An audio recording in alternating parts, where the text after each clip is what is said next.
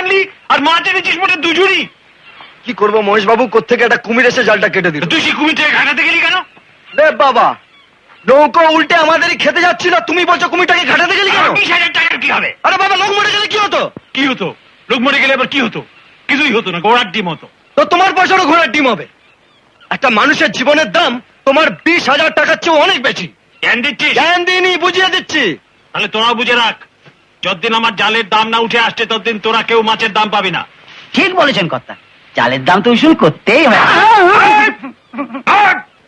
যখন মালিকরা কথা বলে তখন চাকর বাকরদের মুখ বুঝে থাকতে হয়, তাই ওটা বুঝিয়ে দিলাম।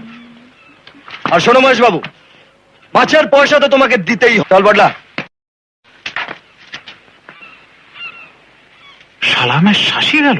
কর্তা, আপনি ওই শালাকে লাই দিয়ে মাথায় তুলে যান, আমাকে মেরে গেল।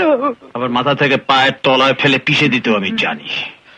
তবে যে গরু দুধ দেয় তার চাট মাঝে মাঝে খেতে হয় তো। ওর চালের দাম তো আমি এমনিই তুলে নেব, ওর বাপের ফসল বেচে। নেক্সট পার্ট দেখার জন্য আমাদের চ্যানেলটি আগে থাকতে সাবস্ক্রাইব করে রাখুন।